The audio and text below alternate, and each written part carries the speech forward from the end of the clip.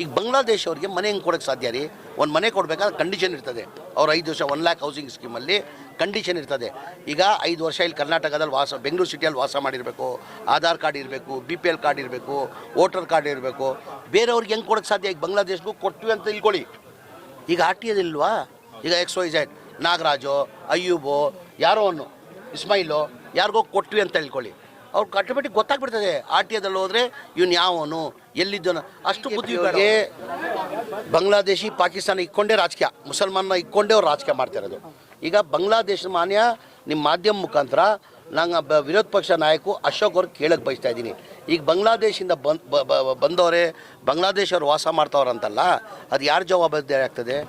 2014 BJPದಲ್ಲಿ ಕೇಂದ್ರದಲ್ಲಿ ಅವ್ರದ್ದೇ ಸರ್ಕಾರ ಇರೋದು. ಯಾವುದನ್ನ ಬೇರೆ ದೇಶದಿಂದ ಬಂದರೆ ಅಲ್ಲಿಗೆ ಕಂಡೀಷನಲ್ಲಿ ವೀಸಾ ಕೊಡ್ತಾರೆ. ಅವ್ರಿಗೆ ಇಷ್ಟು ದಿನ ಅಂತ ಒಂದು 30 ಡೇಸ್ ವೀಸಾ ಕೊಡ್ತಾರೆ, 60 ಡೇಸ್ ವೀಸಾ ಕೊಡ್ತಾರೆ. ಮೆಡಿಕಲ್ ಇದ್ದಲ್ಲಿ ಬಂದರೆ ಸ್ವಲ್ಪ ಜಾಸ್ತಿ ಕೊಡ್ತಾರೆ. ಎಕ್ಸಿಟ್ ಆಗಬೇಕಾದ್ರೆ ಅವ್ರ ಜವಾಬ್ದಾರಿ ತಾನೆ. ಎಕ್ಸಿಟ್ ಆಗಬೇಕಾದ್ರೆ ಯಾರು ಜವಾಬ್ದಾರಿ?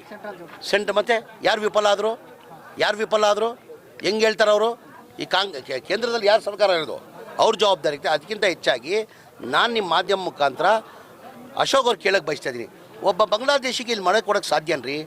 ನಾವು ಖಡಕ್ಕಾಗಿ ನಾವು ಹೇಳಿದ್ದೀವಿ, ನಾವು ಯಾವ ಕಾರಣಕ್ಕೂ ನಮ್ಮ ಕರ್ನಾಟಕ ರಾಜ್ಯದ ಕರ್ನಾಟಕವ್ರು ಯಾರಿದ್ದಾರೆ ಯಾರು ಇಲ್ಲಿ ಅವ್ರನ್ನ ಮನೆ ಕೊಡೋದಂತ ನಾವು ಹೇಳಿದ್ದೀವಿ. ಈಗ ಬಾಂಗ್ಲಾದೇಶ ಅವ್ರಿಗೆ ಮನೆ ಹೆಂಗೆ ಕೊಡೋಕ್ಕೆ ಸಾಧ್ಯ ರೀ? ಒಂದು ಮನೆ ಕೊಡಬೇಕಾದ್ರೆ ಕಂಡೀಷನ್ ಇರ್ತದೆ. ಅವ್ರು 5 ವರ್ಷ 1 ಲ್ಯಾಕ್ ಹೌಸಿಂಗ್ ಸ್ಕೀಮಲ್ಲಿ ಕಂಡೀಷನ್ ಇರ್ತದೆ. ಈಗ 5 ವರ್ಷ ಇಲ್ಲಿ ಕರ್ನಾಟಕದಲ್ಲಿ ಬೆಂಗಳೂರು ಸಿಟಿಯಲ್ಲಿ ವಾಸ ಮಾಡಿರಬೇಕು, ಆಧಾರ್ ಕಾರ್ಡ್ ಇರಬೇಕು, BPL ಕಾರ್ಡ್ ಇರಬೇಕು, ವೋಟರ್ ಕಾರ್ಡ್ ಇರಬೇಕು. ಬೇರೆಯವ್ರಿಗೆ ಹೆಂಗೆ ಕೊಡೋಕ್ಕೆ ಸಾಧ್ಯ? ಈಗ ಬಾಂಗ್ಲಾದೇಶಗೂ ಕೊಟ್ವಿ ಅಂತ ತಿಳ್ಕೊಳ್ಳಿ. ಈಗ RTI ಇಲ್ವಾ? ಈಗ XYZ ನಾಗರಾಜು, ಅಯ್ಯೂಬು, ಯಾರೋ ಅವನು ಇಸ್ಮಾಯಿಲು ಯಾರಿಗೋ ಕೊಟ್ವಿ ಅಂತ ತಿಳ್ಕೊಳ್ಳಿ. ಅವ್ರಿಗೆ ಆಟೋಮೆಟಿಕ್ ಗೊತ್ತಾಗ್ಬಿಡ್ತದೆ. RTIದಲ್ಲಿ ಹೋದರೆ ಇವನು ಯಾವನು, ಎಲ್ಲಿದ್ದನು, ಅಷ್ಟು ಬುದ್ಧಿ ಬೇಡ ಅವ್ರಿಗೆ. ಆಮೇಲೆ ಆಚೆ ಅವ್ರಿಗೆ ಹೆಂಗ್ರಿ ಕೊಡೋಕ್ಕೆ ಸಾಧ್ಯ? ಖಡಕ್ಕಾಗೆ ಮಾನ್ಯ ಮುಖ್ಯಮಂತ್ರಿಗಳು ಹೇಳಿದ್ದಾರೆ, ಯಾವ ಕಾರಣಕ್ಕೆ ನಮ್ಮ ರಾಜ್ಯದಲ್ಲಿ ಯಾರು ವಾಸ ಮಾಡ್ತಾರೆ ಅವ್ರಿಗೆ ಮನೆ ಕೊಡೋದಂತ ಹೇಳಿದ್ದೀವಿ. ಆಚೆ ಅವ್ರಿಗೆ ಯಾವ ಕಾರಣಕ್ಕೂ ನಮ್ಮ ಮನೆ ಕೊಡಲ್ಲ. ಈ BJP ಅವ್ರಿಗೆ ಏನಾಗಿದೆ, ಸುದ್ದಿ ಇಲ್ಲ ಯಾವುದು. ಅವ್ರಿಗೆ ಏನೋ ಒಂದು ಇಶ್ಯೂ ಬೇಕು. ಅವ್ರು ಬಡವ್ರ ಬಗ್ಗೆ ಕಾಲೇಜ್ ಇಲ್ಲ. ಆಮೇಲೆ ಬಡವ್ರ ಜಾತಿ ಇದೆಯೇನ್ರಿ? ನಾನು ಕೇಳಿದ್ ನಿಮಗೆ, ಬಡವ್ರ ಜಾತಿ ಇದೆಯಾ? ಬಡವ್ರ ಜಾತಿ ಇಲ್ಲ ರೀ ಪಾಪ. ಅಯ್ಯೋ ಅಪ್ಪ, ಜೀವನ ಮಾಡಿದ್ರೆ ಸಾಕು. ಅಲ್ಲಿ ಅದು ನಮ್ಮ ಮನೆಗಳು ಕೊಡಬೇಡಿ, ಅಲ್ಪಸಂಖ್ಯಾತರು ಜಾಸ್ತಿ ಇದ್ದಾರೆ ಕಂಡಾಗ ಅದು ಮಾಡ್ತಾರೆ.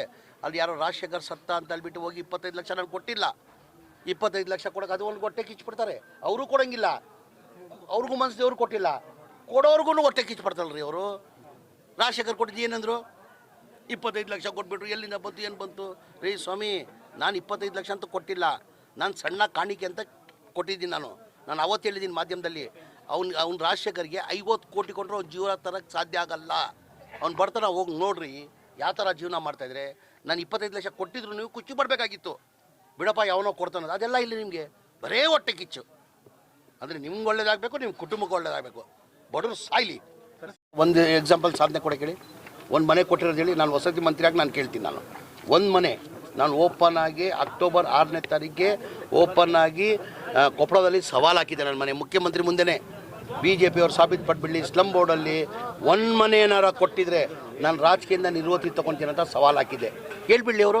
ನಮ್ಮ ಈ ಗ್ಯಾರಂಟಿದಲ್ಲೂ, ಈ ಗ್ಯಾರಂಟಿಗಳಲ್ಲಿ 9,500 ಕೋಟಿ ಮನೆ ಮುಖ್ಯಮಂತ್ರಿಗಳು ಜನ ಪಾಪ ಕೊಡೋಕ್ಕಾಗಲ್ಲ. ಬೆನಿಫಿಷರಿ ನಮ್ಮ ಸರ್ಕಾರ ವತಿಯಿಂದನೇ ಕಟ್ಕೊಡ್ಬೇಕಂತ ಹೇಳ್ಬಿಟ್ಟು ಮನೆ ಮುಖ್ಯಮಂತ್ರಿಗಳು 2024 ಕ್ಯಾಬಿನೆಟ್ ತಂದು ಅಪ್ರೂವ್ ಮಾಡಿದ್ದಕ್ಕೆ 36,789 ಮನೆಗಳು ಕೊಟ್ವಿ.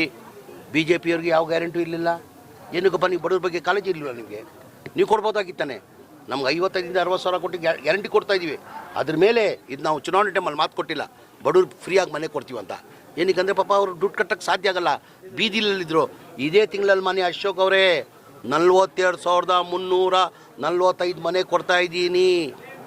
ದೊಡ್ಡ ಮಟ್ಟದಲ್ಲಿ ಹುಬ್ಳಿದಲ್ಲಿ ಕಾರ್ಯಕ್ರಮ ಮಾಡ್ತಾಯಿನಿ, ಬಂದು ನೋಡಿ ಯಾವ ಥರ ಬಡವ್ರು ಮನೆ ಕೊಡ್ತಾಯಿದ್ದೀವಿ. ಸರ್ಕಾರ ಏನು ಮಾಡ್ತಾಯಿದೆ ಅಂತ ಬಂದು ಅಲ್ಲಿ ನೋಡಿ ಹುಬ್ಳಿದಲ್ಲಿ. ಈಗ ಏನಾಗಿದೆ, ಡಾಕ್ಯುಮೆಂಟ್ ವೆರಿಫಿಕೇಷನ್ ಮಾಡಿಕೊಡ್ಬೇಕಂತ ತೀರ್ಮಾನ ಮಾಡಿ ಈಗ ಡಾಕ್ಯುಮೆಂಟ್ ವೆರಿಫಿಕೇಷನ್ ನಡೀತಾ ಇದೆ. ನಾವು ಮನೆಗಳು ಕೊಡಬೇಕಂತ ಮನೆ ಮುಖ್ಯಮಂತ್ರಿಗಳು ತೀರ್ಮಾನ ತೊಗೊಂಡಿದ್ದಾರೆ. ಮನೆ ಮುಖ್ಯಮಂತ್ರಿಗಳು ಪ್ರೆಸ್ ಮೀಟ್ ಮಾಡಿ ಹೇಳಿದ್ದಾರೆ, ಯಾವ ಮನೆ ಡೆಮಾಲಿಷ್ ಮಾಡಿದ್ದೀವಿ ಅವ್ರಿಗೆಲ್ಲ ನಾವು 1 ಲ್ಯಾಕ್ ಹೌಸಿಂಗ್ ಸ್ಕೀಮಲ್ಲಿ ಮನೆ ಕೊಡ್ತೀವಿ. ಕಂಡೀಷ್ನಲ್ಲಿ ಅವ್ರು ಬೆಂಗಳೂರಲ್ಲಿ ವಾಸ ಮಾಡ್ತಾ ಇರಬೇಕು, ನಮ್ಮ ರಾಜ್ಯದವ್ರು ಇರಬೇಕು, ಕರ್ನಾಟಕದವ್ರು ಇರಬೇಕಂತ ಹೇಳ್ಬಿಟ್ಟು ಹೇಳಿದ್ದಾರೆ. ಹಾಗಾಗಿ ಡಾಕ್ಯುಮೆಂಟ್ ವೆರಿಫಿಕೇಷನ್ ನಡೀತಾ ಇದೆ. ಈಗ 28-29 ಡಾಕ್ಯುಮೆಂಟ್ ವೆರಿಫಿಕೇಷನ್ ಆಗಿದೆ ಅಂತ ನನ್ನ ಮಾಹಿತಿ ಬಂತು. ಈ ಕೃಷ್ಣ ಬೈರೇಗೌಡರಿಗೆ ಫೋನ್ ಮಾಡ್ತೀನಿ ನಾನು. ಹಂಗೇನಾರಾದ್ರೆ ನಾವೇನು ತೀರ್ಮಾನ ಮಾಡಿ ಒಟ್ಟಾಗಿ ಕೊಡೋದ್ರಿಂದ ಹೆಂಗೆ ಡಾಕ್ಯುಮೆಂಟ್ ವೆರಿಫಿಕೇಷನ್ ಆಗುತ್ತೆ ಹಂಗೆ ಕೊಂಡ್ಕೊಂಡು ಹೋಗೋ ಅಂತ ತೀರ್ಮಾನ ಮಾಡಿದ್ವಿ. ಈಗ ಒಂದೇ ಸತಿ ಕೊಡೋಕ್ಕಾಗಿಲ್ಲ ಅಂದರೆ ಡಾಕ್ಯುಮೆಂಟ್ ವೆರಿಫಿಕೇಷನ್ ಹೆಂಗಾಗ್ತದೆ ಹಂಗೆ ಕೊಡಬೇಕಂತ ತೀರ್ಮಾನ ಮಾಡಿದ್ದೀವಿ ನಾವು.